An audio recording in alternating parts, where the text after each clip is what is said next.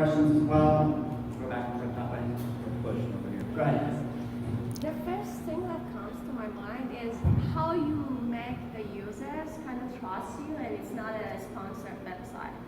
Sure. Okay, so there's several ways that we do that. First is that we do business with all three major political parties and any smaller parties as well. That's all published on the website. We're working on a video where we're going to have all three chairmen of political parties sitting down in the same video and talking about how they are working collaboratively. They have a lot of look at the back end of stuff and make sure it's all legit.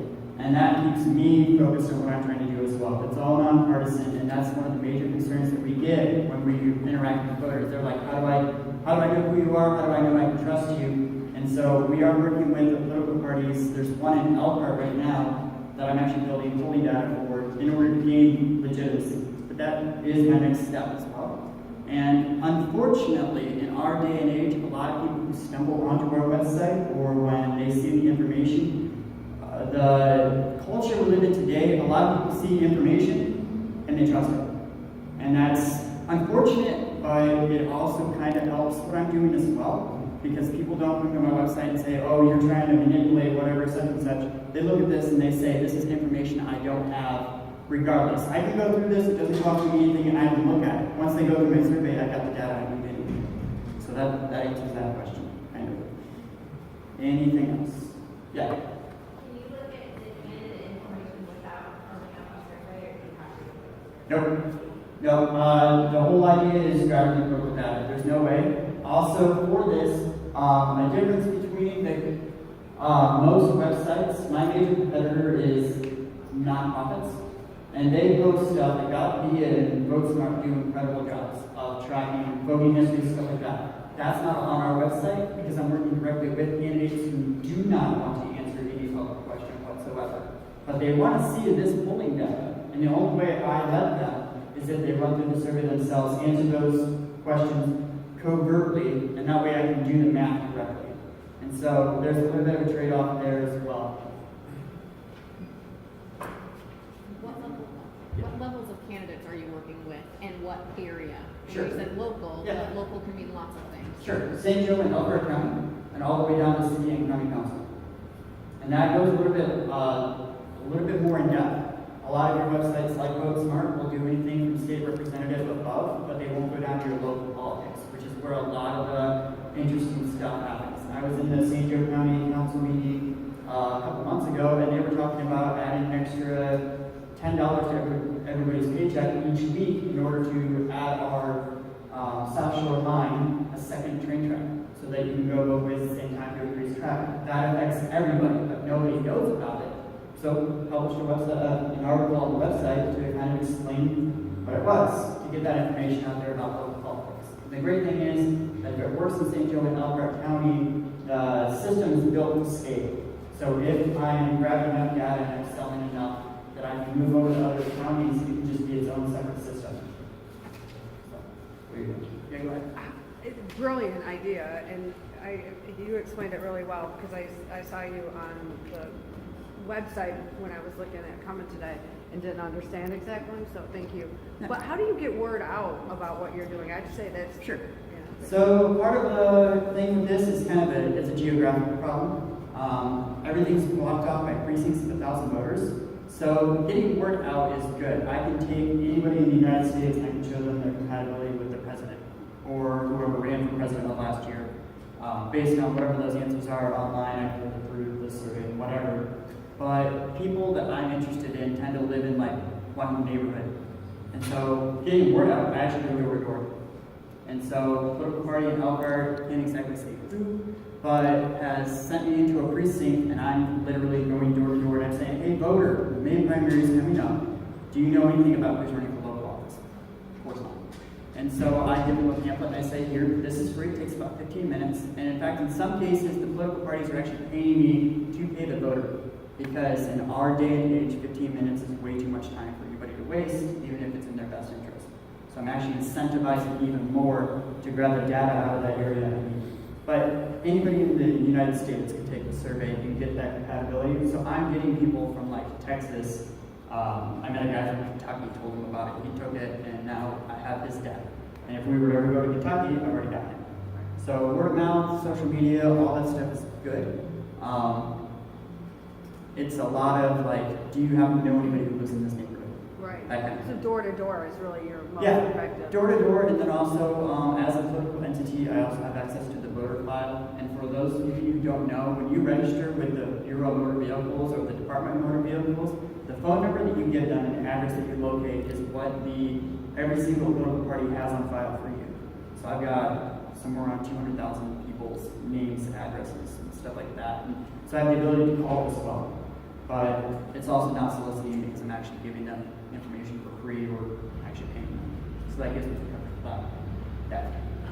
So I took the short survey last night, Yeah. which was, there's really helpful information with the questions that are asked, and they're pretty, We try to make it well balanced. yeah, well balanced, even-handed, and there's some definitions to kind of help understand what's going on so persons can make the better decision for him or herself. My question for you is that, you know, each of us has to register using an email and a password. Right. And that's how you do the survey, and then you get the information back once you log back in with your password, so forth. We can just verify everything, delete everything that's erroneous or whatever. So there you go. And as for the login, once you take the survey, you're done. Like you can log in at any time in the future, each election, and you can just see who's running. You don't have to take the survey ever again unless you want to update your political views as well. So 15 minutes once and you're good. Political views do change somewhat, but they don't change that much, which is good for me actually.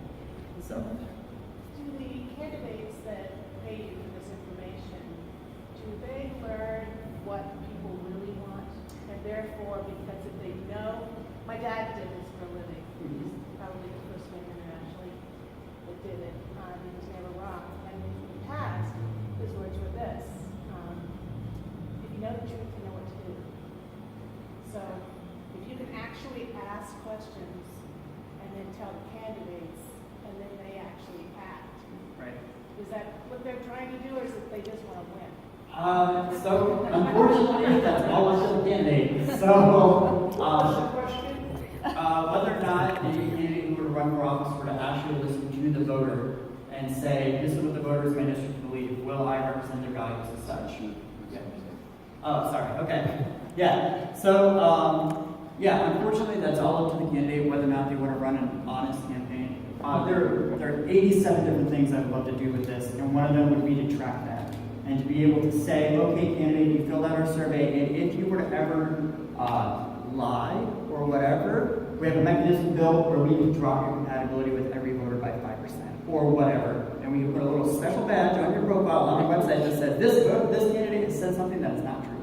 And that would give them incentive to, you know, when they go through our data, they're like, oh, look, all this stuff's going to drop because I've broken again. That would be a perfect thing to do. That would be a very time-intensive and difficult thing to manage. But I would love to go there. That'd be great. Yeah, I'd love to talk to you. That's the number one question I get from voters. Do you have a voting list so I can see the candidates? Problem is a lot of candidates haven't run for office yet, so they have no voting history. But, I mean, it would be great. It would be great to move there. Any more questions? Go ahead. What kind of data do you track? Is it psychographics? Without seeing the survey, what kind of data do you share with the candidate? Oh, ideological. So, political views. So a candidate needs to know in Indiana, we live in a very industrialized area. What do people believe about right to work? So right to work law, which is the ability for, very briefly, for a person to be able to join a union or not. That's the pro-right to work stance on it, how they would explain it. That law. So if you're going to be business friendly, right to work law is a very major, hasn't been nationalized yet, so there's a lot of states that are still contending over it. But if you want to know, running a campaign, is it safe for me to talk about right to work based on what my beliefs are? I can tell you your percentage of compatibility for views with voters by precinct. So if you have a precinct that you've always lost for your, you have a precinct that you've always lost for your party, then you would be able to say, well, in this area of South Bend that's always gone for one party, I would be able to see what views I can talk about that would be safe for me, so I can try to unlock that block.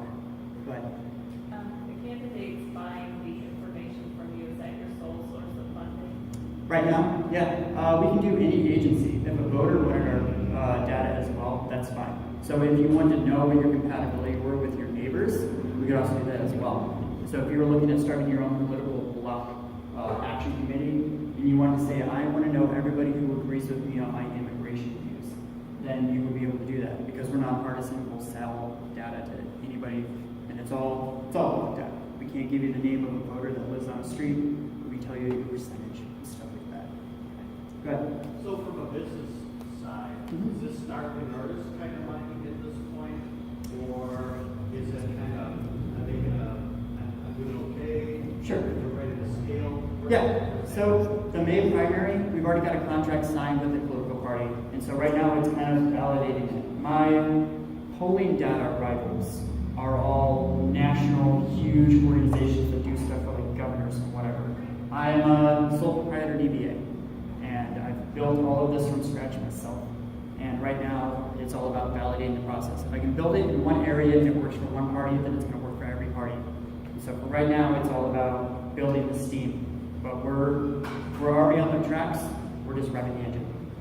All right, so we don't have to pass the cup around this morning. No, you're all good. Yeah. What else can the community do for you? Community, take the survey if you're interested. Obviously, the closer we get to the election, people are going to be more interested. I talk to a lot of people, and they're like, the election's so far away. I'm like, there are people who've already announced their candidacies and are running for office right now.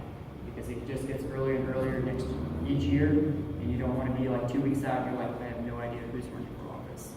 So, okay. How am I doing on time? Oh, we've got 4 more minutes Go ahead. for questions.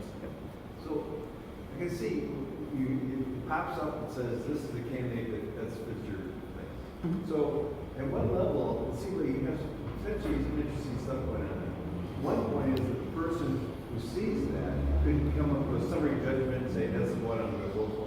But you also do kind of diagnostics on that for the person who actually goes in and looks at the dimensions and says, how am I doing that? Because that would be the more engaged voter as the one who just wants to have a simple, go this way, should vote for. Yes. So are you going to do some of those types of things? Yes, the next project I have is to put a slider on the front end of the page, so that after I give somebody their compatibility, say, hey, you're 67% compatible with this candidate, allow the voter to slide it, because we can't track public media image of what that person, like no matter what your percentage with Donald Trump is, based on what it is, you might have some problems. Like if I say it's 18%, a lot of you are going to be like, it should be a lot lower or a lot higher. And so to allow you to slide it, and then also explain why you're sliding it, I could start to track what people think about every single candidate. Like, I don't know who this guy is. I know who the other guy is. I'm voting for him. And then we could actually start taking user input block. I was talking to a guy earlier, a couple days ago, who runs data in California. He's like, this would be huge if you could track this level of data this locally and expand it out. Because it's changing the playing field of how we're doing things in politics. Because a lot of the political candidates are just kind of making it up based on what they're getting from whatever. This ground sources it, where voters are actually coming to this thing for free because they get benefit from it. Then you have the ability to slide or whatever, save it, and then print it out and take it to the voting booth. I used this a couple of years ago this has been a few years in the making. After I built this thing, I printed it out and I actually took it to the voting booth. And I felt better about voting because I had answers for who I was going to vote for. I filled out my complete ballot for the first time. And that was a really, really, really empowering thought. So when voters go through that, they're going to start, it'll kind of generate its own steam at some point. It's just a event horizon kind of thing. We have time for one more question. Go ahead. Is there any potential for using that not just for candidates, but other types of political questions that you might be voting on to see where you stand? Yeah, like ballot initiatives. Yeah, so if there was something local, that's another passion project. It's on the list. Leaf burning or whatever. Maybe something that's not related to politics at all. You just want to know how people in your neighborhood feel about it. And so, yeah, our only problem is the survey is already 97 questions long. And it takes 15 minutes if you're an educated voter. Most people it takes 45 because they've never thought about what they believe about immigration law or right to work or affirmative action or whatever. So we get voters who sit there through the survey and they actually think about what they believe about a political issue and they make up their own mind at that spot. So I'll have people who stood at the booth at St. Joe County Fair at the booth and they would ask me questions about affirmative action. I would explain it as best as I could in like 10 seconds. And they would be like, oh, okay, based on that, I believe this. And so people are educating themselves as they go through it. So it's kind of neat. Yeah. But there's potential to go much smaller. All right, everyone. Seth Lohr.